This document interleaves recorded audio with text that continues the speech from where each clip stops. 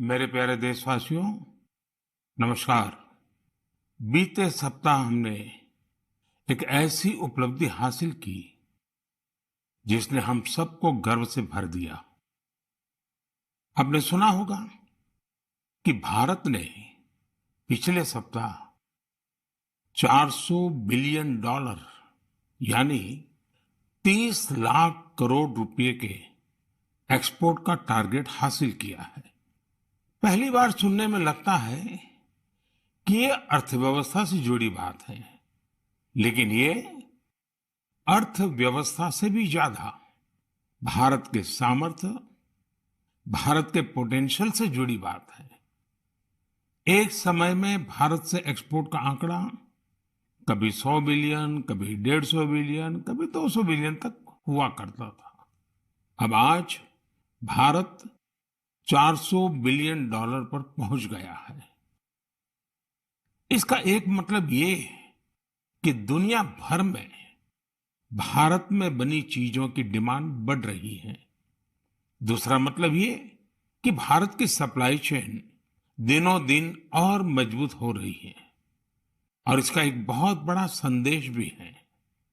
देश विराट कदम तब उठाता है जब सपनों से बड़े संकल्प होते हैं, जब संकल्पों के लिए दिन रात ईमानदारी से प्रयास होता है, तो वो संकल्प सिद्ध भी होते हैं। और आप देखिए, किसी व्यक्ति के जीवन में भी तो ऐसा ही होता है। जब किसी के संकल्प, उसके प्रयास, उसके सपनों से भी बड़े हो जाते हैं, तो सफलता उसके पास खुद चल करके आती है। साथियों, देश के कोने कोने से नए नए प्रोडक्ट जब विदेश जा रहे हैं, असम के हैलाकांडी के लेदर प्रोडक्ट हो या उस्मानाबाद के हैंडलूम प्रोडक्ट, बीजापुर की फल सब्जियां हो और चंदौली का ब्लैक राइस, सबका एक्सपोर्ट बढ़ रहा है। अब आपको लद्दाख की विश्व प्रसिद्ध एप्रिकॉट दुबई में भी मिलेगी और सऊदी अरब में तमिलनाडु से भेजे गए केले मिलेंगे। और सबसे बड़ी बात ये कि नए नए प्रोडक्ट्स नए नए देशों को भेजे जा रहे हैं। जैसे हिमाचल, उत्तराखंड में पैदा हुए मिलेट्स, मोटे अनाज की पहली खेप डेनमार्क को निर्यात की गई। आंध्र प्रदेश के कृष्णा और चित्तूर जिले के बंगनपल्ली और सुवर्णरेखा आम दक्षिण कोरिया को निर्यात किए गए। त्रिपुरा से ताजा कटहल हवाई रास्ते से लंदन निर्यात किए गए। और तो और, पहली बार नागालैंड की राजा मिर्च को लंदन भेजा गया। इसी तरह भालिया गेहूं की पहली खेप गुजरात से केन्या और श्रीलंका निर्यात की गई। यानी अब आप दूसरे देशों में जाएंगे तो मेड इन इंडिया प्रोडक्ट्स पहले की तुलना में कहीं ज्यादा नजर आएंगे। साथियों, यह लिस्ट बहुत लंबी है और जितनी लंबी ये लिस्ट है, उतनी ही बड़ी मेक इन इंडिया की ताकत है, उतना ही विराट भारत का सामर्थ्य है।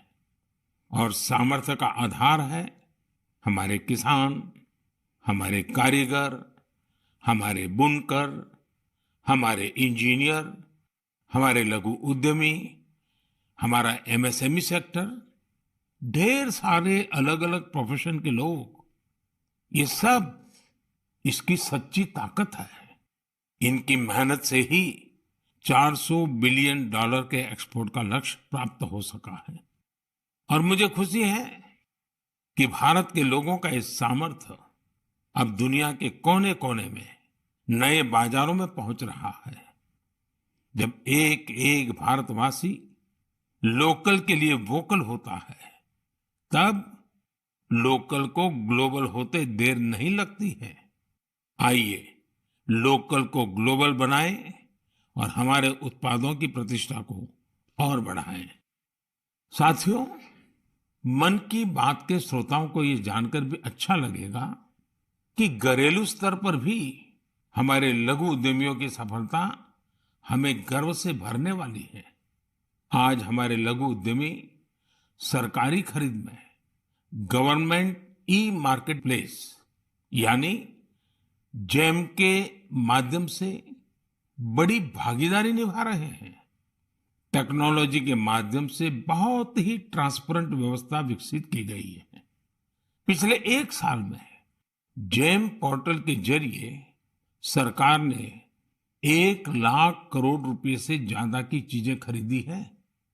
देश के कोने कोने से करीब करीब 1.25 लाख लघु उद्यमियों, छोटे दुकानदारों ने अपना सामान सरकार को सीधे बेचा है। एक जमाना था जब बड़ी कंपनियां ही सरकार को सामान बेच पाती थी, लेकिन अब देश बदल रहा है, पुरानी व्यवस्थाएं भी बदल रही है। अब छोटे से छोटा दुकानदार भी जेम पोर्टल पर सरकार को अपना सामान बेच सकता है। यही तो नया भारत है। ये न केवल बड़े सपने देखता है, बल्कि उस लक्ष्य तक पहुंचने का साहस भी दिखाता है जहां पहले कोई नहीं पहुंचा है। इसी साहस के दम पर हम सभी भारतीय मिलकर आत्मनिर्भर भारत का सपना भी जरूर पूरा करेंगे।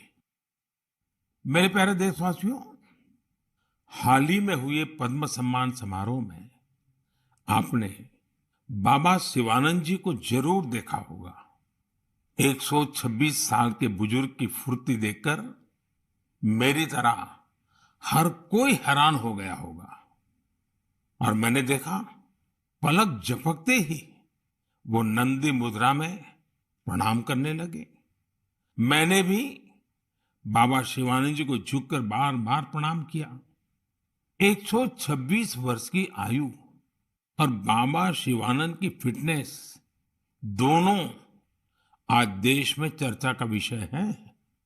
मैंने सोशल मीडिया पर कई लोगों का कमेंट देखा कि बाबा शिवानंद अपनी उम्र से 4 गुना कम आयु से भी ज्यादा फिट है। वाकई बाबा शिवानंद का जीवन हम सभी को प्रेरित करने वाला है। मैं उनकी दीर्घ आयु की कामना करता हूं। उनमें योग के प्रति एक पैशन है और वे बहुत हेल्दी लाइफस्टाइल जीते हैं। जीवेम शरदः शतम। हमारी संस्कृति में सबको 100 वर्ष के स्वस्थ जीवन की शुभकामनाएं दी जाती हैं। हम 7 अप्रैल को विश्व स्वास्थ्य दिवस मनाएंगे। आज पूरे विश्व में हेल्थ को लेकर भारतीय चिंतन, चाहे वो योग हो या आयुर्वेद, इसके प्रति रुझान बढ़ता जा रहा है। अभी आपने देखा होगा कि पिछले ही सप्ताह कतर में एक योग कार्यक्रम का आयोजन किया गया। इसमें 114 देशों के नागरिकों ने हिस्सा लेकर एक नया वर्ल्ड रिकॉर्ड बना दिया। इसी तरह से आयुष इंडस्ट्री का बाजार भी लगातार बड़ा हो रहा है। 6 साल पहले आयुर्वेद से जुड़ी दवाइयों का बाजार 22,000 करोड़ रुपए के आसपास का था। आज आयुष मैन्युफैक्चरिंग इंडस्ट्री 1,40,000 करोड़ रुपए के आसपास पहुंच रही है। यानी इस क्षेत्र में संभावनाएं लगातार बढ़ रही हैं। स्टार्टअप वर्ल्ड में भी आयुष आकर्षण का विषय बनता जा रहा है। साथियों, हेल्थ सेक्टर के दूसरे स्टार्टअप्स पर तो मैं पहले भी कई बार बात कर चुका हूं, लेकिन इस बार आयुष स्टार्टअप्स पर आपसे विशेष तौर पर बात करूंगा। एक स्टार्टअप है कपिवा। इसके नाम में ही इसका मतलब छिपा है। इसमें क का मतलब है कफ, पी का मतलब है पित्त और वा का मतलब है वात। यह स्टार्टअप हमारी परंपराओं के मुताबिक हेल्दी ईटिंग हैबिट्स पर आधारित है। एक और स्टार्टअप निरोग स्ट्रीट भी है। आयुर्वेद हेल्थ केयर इकोसिस्टम में एक अनूठा कंसेप्ट है। इसका टेक्नोलॉजी ड्रिवन प्लेटफॉर्म दुनिया भर के आयुर्वेदा डॉक्टर्स को सीधे लोगों से जोड़ता है। 50,000 से अधिक प्रैक्टिशनर्स इससे जुड़े हुए हैं। इसी तरह आत्रे इनोवेशंस एक हेल्थ केयर टेक्नोलॉजी स्टार्टअप है जो होलिस्टिक वेलनेस के क्षेत्र में काम कर रहा है। इक्सोरियल ने न केवल अश्वगंधा के उपयोग को लेकर जागरूकता फैलाई है, बल्कि टॉप क्वालिटी प्रोडक्शन प्रोसेस पर भी बड़ी मात्रा में निवेश किया है। क्योरवेदा ने जड़ी बूटियों के आधुनिक शोध और पारंपरिक ज्ञान के संगम से होलिस्टिक लाइफ के लिए डाइटरी सप्लीमेंट्स का निर्माण किया है। साथियों, अभी तो मैंने कुछ ही नाम गिनाए हैं, ये लिस्ट बहुत लंबी है। ये भारत के युवा उद्यमियों और भारत में बन रही नई संभावनाओं का प्रतीक है। मेरा हेल्थ सेक्टर के स्टार्टअप्स और विशेषकर आयुष स्टार्टअप से एक आग्रह भी है। आप ऑनलाइन जो भी पोर्टल बनाते हैं, जो भी कंटेंट क्रिएट करते हैं, वो संयुक्त राष्ट्र द्वारा मान्यता प्राप्त सभी भाषाओं में भी बनाने का प्रयास करें। दुनिया में बहुत सारे ऐसे देश हैं जहां अंग्रेजी न इतनी बोली जाती है और ना ही इतनी समझी जाती है। ऐसे देशों को भी ध्यान में रखकर अपनी जानकारी का प्रचार प्रसार करें। मुझे विश्वास है भारत के आयुष स्टार्टअप्स बेहतर क्वालिटी के प्रोडक्ट्स के साथ जल्द ही दुनिया भर में छा जाएंगे। साथियों, स्वास्थ्य का सीधा संबंध स्वच्छता से भी जुड़ा है। मन की बात में हम हमेशा स्वच्छता के आग्रहियों के प्रयासों को जरूर बताते हैं। ऐसे ही एक स्वच्छाग्रही है चंद्रकिशोर पाटिल जी। ये महाराष्ट्र में नासिक में रहते हैं। चंद्रकिशोर जी का स्वच्छता को लेकर संकल्प बहुत गहरा है। वो गोदावरी नदी के पास खड़े रहते हैं और लोगों को लगातार नदी में कूड़ा कचरा न फेंकने के लिए प्रेरित करते हैं। उन्हें कोई ऐसा करता दिखता है तो तुरंत उसे मना करते हैं। इस काम में चंद्रकिशोर जी अपना काफी समय खर्च करते हैं। शाम तक उनके पास ऐसी चीजों का ढेर लग जाता है जो लोग नदी में फेंकने के लिए लाए होते हैं। चंद्रकिशोर जी का ये प्रयास जागरूकता भी बढ़ाता है और प्रेरणा भी देता है। इसी तरह एक और स्वच्छाग्रही है ओडिशा में पुरी के राहुल महाराणा। राहुल हर रविवार को सुबह सुबह पुरी में तीर्थ स्थलों के पास जाते हैं और वहां प्लास्टिक कचरा साफ करते हैं। वो अब तक सैकड़ों किलो प्लास्टिक कचरा और गंदगी साफ कर चुके हैं। पुरी के राहुल हो या नासिक के चंद्रकिशोर, ये हम सबको बहुत कुछ सिखाते हैं। नागरिक के तौर पर हम अपने कर्तव्यों को निभाएं, चाहे स्वच्छता हो, पोषण हो या फिर टीकाकरण। इन सारे प्रयासों से भी स्वस्थ रहने में मदद मिलती है। मेरे प्यारे देशवासियों, आइए बात करते हैं केरला के मुपट्टम श्री नारायणन जी की।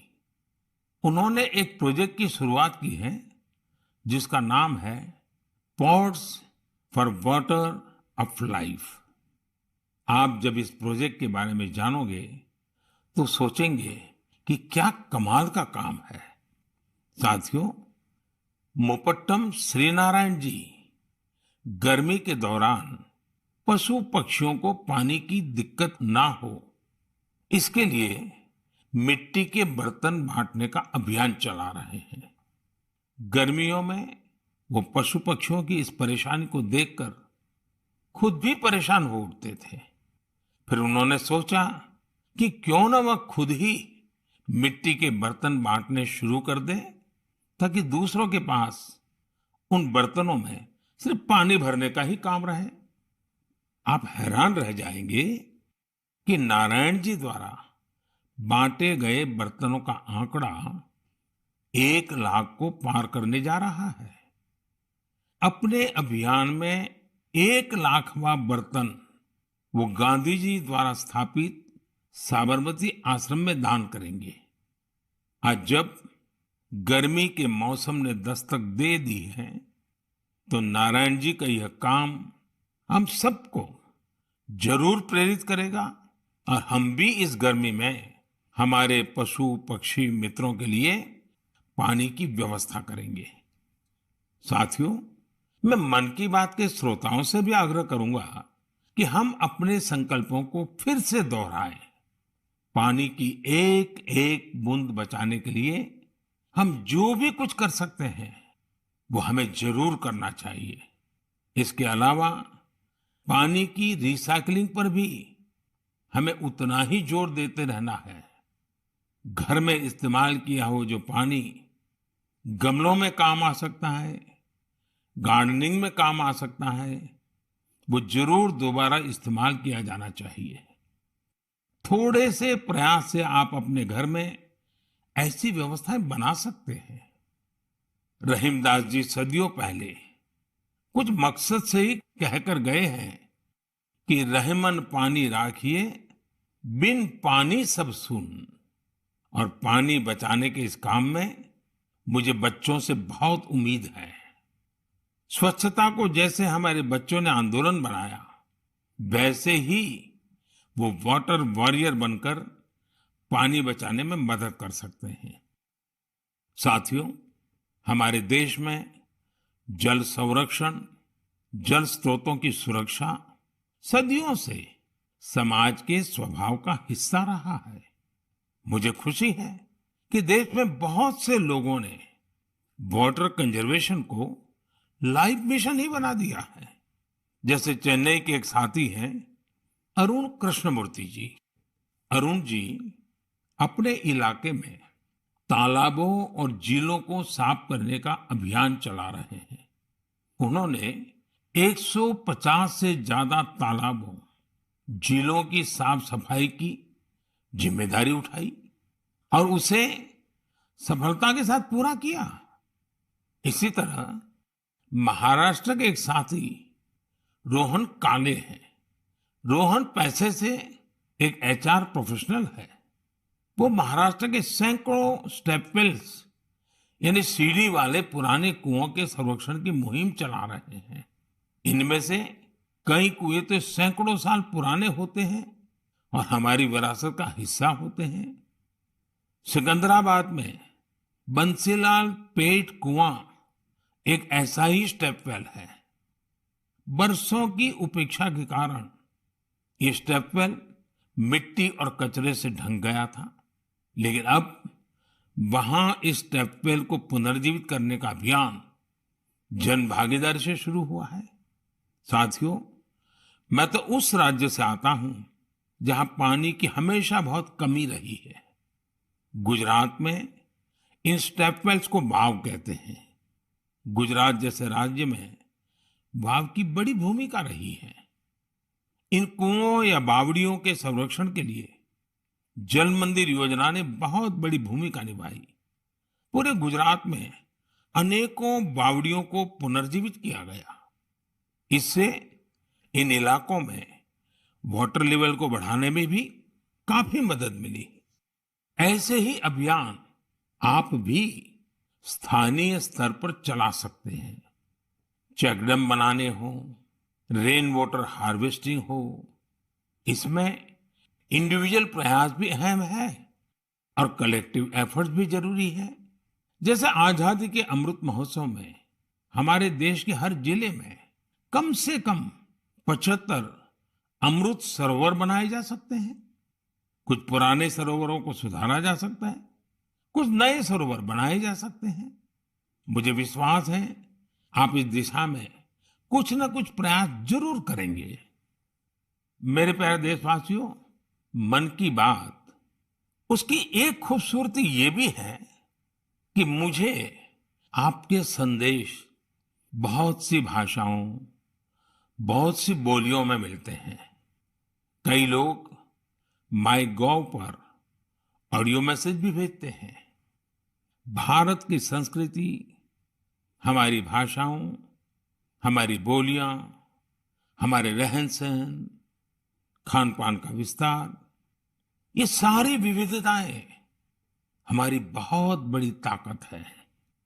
पूरब से पश्चिम तक, उत्तर से दक्षिण तक, भारत को यही विविधता एक करके रखती है, एक भारत श्रेष्ठ भारत बनाती है। इसमें भी हमारे ऐतिहासिक स्थलों और पौराणिक कथाओं दोनों का बहुत योगदान होता है। आप सोच रहे होंगे कि ये बात मैं अभी आपसे क्यों कर रहा हूं? इसकी वजह है माधवपुर मेला। माधवपुर मेला कहाँ लगता है, क्यों लगता है, कैसे ये भारत की विविधता से जुड़ा है, ये जानना मन की बात के श्रोताओं को बहुत इंटरेस्टिंग लगेगा। साथियों, माधवपुर मेला गुजरात के पोरबंदर में समंदर के पास माधवपुर गांव में लगता है, लेकिन इसका हिंदुस्तान के पूर्वी छोर से भी नाता जुड़ता है। आप सोच रहे होंगे कि ऐसा कैसे संभव है? तो इसका भी उत्तर एक पौराणिक कथा से ही मिलता है। कहा जाता है कि हजारों वर्ष पूर्व भगवान श्री कृष्ण का विवाह नॉर्थ ईस्ट की राजकुमारी रुक्मिणी से हुआ था। ये विवाह पोरबंदर के माधवपुर में संपन्न हुआ था और उसी विवाह के प्रतीक के रूप में आज भी वहां माधवपुर मेला लगता है। ईस्ट और वेस्ट का ये गहरा नाता हमारी धरोहर है। समय के साथ अब लोगों के प्रयास से माधवपुर मेले में नई नई चीजें भी जुड़ रही हैं। हमारे यहाँ कन्या पक्ष को घराती कहा जाता है और इस मेले में अब नॉर्थ ईस्ट से बहुत से घराती भी आने लगे हैं। एक सप्ताह तक चलने वाले माधवपुर मेले में नॉर्थ ईस्ट के सभी राज्यों के आर्टिस्ट पहुंचते हैं, हैंडीक्राफ्ट से जुड़े कलाकार पहुंचते हैं और इस मेले की रौनक को चार चांद लग जाते हैं। एक सप्ताह तक भारत के पूरब और पश्चिम की संस्कृतियों का ये मेल, ये माधवपुर मेला एक भारत श्रेष्ठ भारत की बहुत सुंदर मिसाल बना रहा है। मेरा आपसे आग्रह है, आप भी इस मेले के बारे में पढ़ें और जानें। मेरे प्यारे देशवासियों, देश में आजादी का अमृत महोत्सव अब जन भागीदारी की नई मिसाल बन रहा है। कुछ दिन पहले 23 मार्च को शहीद दिवस पर देश के अलग अलग कोने में अनेक समारोह हुए। देश ने अपनी आजादी के नायक नायिकाओं को याद किया, श्रद्धापूर्वक याद किया। इसी दिन मुझे कोलकाता के विक्टोरिया मेमोरियल में विप्लवी भारत गैलरी के लोकार्पण का भी अवसर मिला। भारत के वीर क्रांतिकारियों को श्रद्धांजलि देने के लिए यह अपने आप में बहुत ही अनूठी गैलरी है। यदि अवसर मिले तो आप इसे देखने जरूर जाइएगा। साथियों, अप्रैल के महीने में हम दो महान विभूतियों की जयंती भी मनाएंगे। इन दोनों ने ही भारतीय समाज पर अपना गहरा प्रभाव छोड़ा है। ये महान विभूतियां हैं महात्मा फुले और बाबा साहब आम्बेडकर। महात्मा फुले की जयंती 11 अप्रैल को है और बाबा साहब की जयंती हम 14 अप्रैल को मनाएंगे। इन दोनों ही महापुरुषों ने भेदभाव और असमानता के खिलाफ बड़ी लड़ाई लड़ी। महात्मा फुले ने उस दौर में बेटियों के लिए स्कूल खोले, कन्या शिशु हत्या के खिलाफ आवाज उठाई। उन्होंने जल संकट से मुक्ति दिलाने के लिए भी बड़े अभियान चलाए। साथियों, महात्मा फुले की इस चर्चा में सावित्रीबाई फुले जी का भी उल्लेख उतना ही जरूरी है। सावित्रीबाई फुले ने कई सामाजिक संस्थाओं के निर्माण में बड़ी भूमिका निभाई। एक शिक्षिका और एक समाज सुधारक के रूप में उन्होंने समाज को जागरूक भी किया और उसका हौसला भी बढ़ाया। दोनों ने साथ मिलकर सत्य शोधक समाज की स्थापना की, जन जन के सशक्तिकरण के प्रयास किए। हमें बाबा साहब आम्बेडकर के कार्यों में भी महात्मा फुले के प्रभाव साफ दिखाई देते हैं। वो कहते भी थे कि किसी भी समाज के विकास का आकलन उस समाज में महिलाओं की स्थिति को देखकर किया जा सकता है। महात्मा फुले, सावित्रीबाई फुले, बाबा साहब आम्बेडकर के जीवन से प्रेरणा लेते हुए मैं सभी माता पिता और अभिभावकों से अनुरोध करता हूं कि वे बेटियों को जरूर पढ़ाएं। बेटियों का स्कूल में दाखिला बढ़ाने के लिए कुछ दिन पहले ही कन्या शिक्षा प्रवेश उत्सव भी शुरू किया गया है। जिन बेटियों की पढ़ाई किसी वजह से छूट गई है, उन्हें दोबारा स्कूल लाने पर फोकस किया जा रहा है। साथियों, ये हम सभी के लिए सौभाग्य की बात है कि हमें बाबा साहब से जुड़े पंच तीर्थ के लिए कार्य करने का भी अवसर मिला है। उनका जन्मस्थान महू हो, मुंबई में चैत्य भूमि हो, लंदन का उनका घर हो, नागपुर की दीक्षा भूमि हो या दिल्ली में बाबा साहब का महापरिनिर्वाण स्थल, मुझे सभी जगहों पर, सभी तीर्थों पर जाने का सौभाग्य मिला है। मैं मन की बात के श्रोताओं से आग्रह करूंगा कि वे महात्मा फुले, सावित्रीबाई फुले और बाबा साहब आम्बेडकर से जुड़ी जगहों के दर्शन करने जरूर जाएं। आपको वहां बहुत कुछ सीखने को मिलेगा। मेरे प्यारे देशवासियों, मन की बात में इस बार भी हमने अनेक विषयों पर बात की। अगले महीने बहुत से पर्व त्योहार आ रहे हैं। कुछ ही दिन बाद ही नवरात्र है। नवरात्र में हम व्रत, उपवास, शक्ति की साधना करते हैं, शक्ति की पूजा करते हैं। यानी हमारी परंपराएं हमें उल्लास भी सिखाती हैं और संयम भी। संयम और तप भी हमारे लिए पर्व ही है। इसलिए नवरात्र हमेशा से हम सभी के लिए बहुत विशेष रही है। नवरात्र के पहले ही दिन गुड़ी पड़वा का पर्व भी है। अप्रैल में ही ईस्टर भी आता है और रमजान के पवित्र दिन भी शुरू हो रहे हैं। हम सबको साथ लेकर अपने पर्व मनाएं, भारत की विविधता को सशक्त करें, सबकी यही कामना है। इस बार मन की बात में इतना ही। अगले महीने आपसे नए विषयों के साथ फिर मुलाकात होगी। बहुत बहुत धन्यवाद।